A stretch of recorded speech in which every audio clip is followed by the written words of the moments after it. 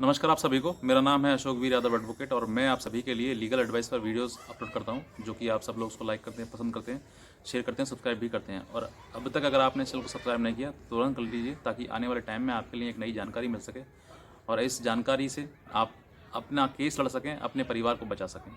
तो बहरहाल आज हम बात करते हैं एक ऐसी ही एक प्रॉब्लम की, जो कि हमारे ही सब्सक्राइबर ने हमसे पूछा है कि अगर पत्नी जो है पति पर सेक्शन 498A जैसा कोई भी अपराध में उसको केस लिखा देती है और उसमें उसके परिवार वाले जो भी उसके माँ, मदर, फादर, ब्रदर, सिस्टर वगैरह, इन सभी के अगर वो नाम लिखवा देती है, तो क्या डेट पर हर व्यक्ति को जाना पड़ेगा?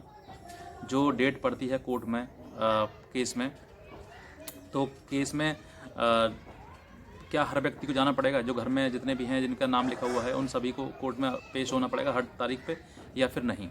तो हम आपको इसी सवाल का जवाब देंगे। लेकिन अगर अब आप इस चैनल पर नए हैं तो तुरंत इस चैनल को तुरंत सब्सक्राइब कर दीजिए। जो लाल रंग का बटन है उसको तुरंत प्रेस कर दीजिए, ताकि आने वाले टाइम में आपके लिए नई जानकारी मिल सके। तो बहरहाल इस सिलसिले में ये जो हमारे सब्सक्राइबर हैं, ये इंदौर से हैं और इन्होंने इनके ये सिस्टर हैं, इन्होंने हमें फ़ोन करके बताया इनके पूरे परिवार पर, इनके भाई पर इनकी ही भाभी ने सेक्शन 498A का केस कर दिया है। और केस में इनका नाम और इनकी मम्मी का नाम, पापा का नाम, भाई का नाम, और घर में जो बड़े भाई हैं उनका भी नाम, उनकी पत्नी का नाम, इन सभी लोगों का नाम दे दिया है। तो इनका ये सवाल था कि सर, हमने ज़मानत तो उसमें करा ली है, लेकिन ज़मानत कराने के बाद तो क्या सभी को हर तारीख पर पेश होना पड़ेगा, या फिर मतलब सिर्फ पति या फिर हमारे भाई हैं उनको ही जाना पड़ेगा? तो इसका जवाब मैं थोड़ा सा एक्सप्लेन करके बताना चाहूँगा, क्योंकि इन सब चीज़ों को समझना बहुत ज़रूरी है।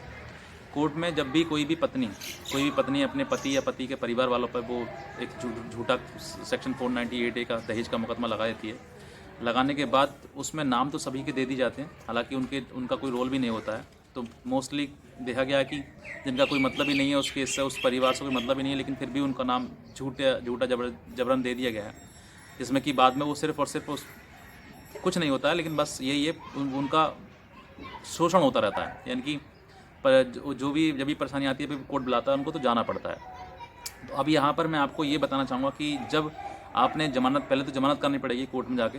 जो परिवार वाले हैं, जो भी लड़की के जो पति के परिवार वाले हैं, वो सभी उनको जमानत करनी पड़ेगी जिनके भी नाम हैं। अगर पहले आपको देखना पड़ेगा कि उसमें जो FIR में नाम लिखे हुए हैं वही सारे नाम चार्जशीट में हैं कि नहीं हैं। अगर चार्जशीट में सारे नाम हैं तो सभी को जाना पड़ेगा और कोर्ट में जाने के बाद सबको बिल करानी पड़ेगी। एक तो ये रास्ता है। अगर आपने उसको देखा कि FIR में नाम, मान लो सपोज करिए कि FIR में 5 नाम दिए हैं और चार्जशीट में सिर्फ 1 या 2 नाम रह गए हैं, तो आपको सिर्फ उनको ही जाना पड़ेगा जो कि 1 या 2 नाम दिए हैं उनको। यानी कि चार्जशीट में इतने नाम दिए जाएंगे। चार्जशीट ही मेन पार्ट है जो कि FIR का है, उसी पर कोर्ट जो संज्ञान लेती है। और इसमें अगर चार्जशीट में अगर 2 नाम रह गए हैं या फिर 3 नाम रह गए हैं, बाकी सब हटा दिए गए हैं, तो उन्हीं तीनों को जाना पड़ेगा कोर्ट में बिल कराने के लिए। और बिल कराने के बाद फिर उसके बाद जब डेट पड़ेगी, यानी कि महीने में या 2 महीने में, जिस तरीके से वो डेट पड़ती है, उस डेट पर सिर्फ और सिर्फ घर में से एक व्यक्ति चला जाए, चाहे वो परिवार का हो, चाहे वो उस केस में से अलग का हो, तब भी जा सकता है, ताकि वो जो वकील है उसमें आपने जो वकील अपॉइंट किया है, वो वकील वहाँ पर जाकर एक एप्लीकेशन लगा सके, जिसमें बाकी सभी लोगों का हवाला देते हुए कह सके कि उनको सबको कोई अर्जेंट काम था, या कोई बीमारी से ग्रस्त हैं, या फिर किस चीज़ से। क्योंकि कोर्ट को कागज़ चाहिए होता है। अगर कोर्ट को कागज़ नहीं दोगे तो उन जो व्यक्ति हैं जो घर पर बैठे हुए हैं, तो डेफिनेटली उनके वारंट हो जाएंगे कोर्ट से। और अगर आप जाओगे वकील से मिलोगे, वकील उसमें एप्लीकेशन लगा देगा, एडजॉर्न एप्लीकेशन लगा देगा, तो फिर उसमें कोई भी आपको ना ही तो जाने की ज़रूरत है और ना ही कोर्ट कभी आपके किसी प्रकार से कोई भी वारंट वगैरह या सम्मन वगैरह इशू नहीं करेगा। तो ये चीज़ आपको विशेष ध्यान रखनी है। अगर कोर्ट में इस तरह की चीज़ें आ गई हैं तो ज़रूर अपने जो वकील हैं उनसे आप संपर्क करें और उनको बताएं कि सर हमें आना पड़ेगा या नहीं आना पड़ेगा। तो जब भी बेसिकली पहली बात तो ये है कि जब ये ट्रायल स्टार्ट हो जाता है, तो ट्रायल स्टार्ट होने के बाद कुछ दिन तो नहीं जाना पड़ता, लेकिन जब गवाही स्टार्ट हो जाती है, यानी कि जब आपकी गवाही आएगी, यानी कि जिसका भी गवाही में समय आएगा, तब उसके बाद फिर उसमें कोर्ट में जाना पड़ेगा। क्योंकि जब गवाही चलेगी तो उसको जो एक्यूज़ड हैं उनको हाजिर होना ज़रूरी है। साथ ही साथ में गवाही सभी की होगी, इनकी भी होगी, जो एक्यूज़ हैं उनका भी अपना स्टेटमेंट उसमें दर्ज किया जाएगा कि आप भी बताइए क्या कहना चाहते हैं। तो गवाही के समय पर आपको जाना पड़ेगा।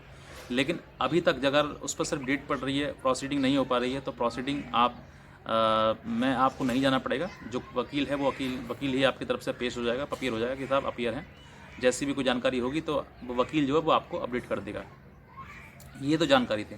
लेकिन इससे ये भी है कि जो भी व्यक्ति हैं, बेहतर है कि जिस समय पर चार्जशीट लगती है उस समय पर नाम अपने हटवाएं, या फिर उसमें उस आईओ के द्वारा आप मिलकर अपने पक्ष में जो भी एविडेंस आते हैं वो दें कि हमने हमारा कोई लेने देन ऐसा नहीं है और हमारा परिवार जो वो अलग है। अपनी चीज़ों को बताएं ताकि आपके नाम चार्जशीट में ना जा सकें। अगर चार्जशीट में चले जाएंगे तो डेफिनेटली बेल करनी पड़ेगी, और अगर नहीं जाएंगे तो फिर अगर नाम हटा दिए जाएंगे तो फिर बेल की आवश्यकता कुछ नहीं पड़ेगी, आप केस से बिल्कुल अलग हैं, बरी हो जाएंगे।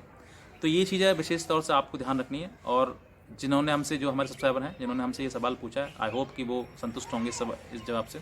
और भी कोई आपके मन में सवाल है और आपको सवाल का जवाब पूछना है तो आप दिए हुए जो कमेंट सेक्शन है उसमें कमेंट कर सकते हैं, हमसे पूछ सकते हैं। तो बस इतने कहना चाहूँगा। बाकी आज की वीडियो देखने के लिए आप सभी का बहुत बहुत धन्यवाद।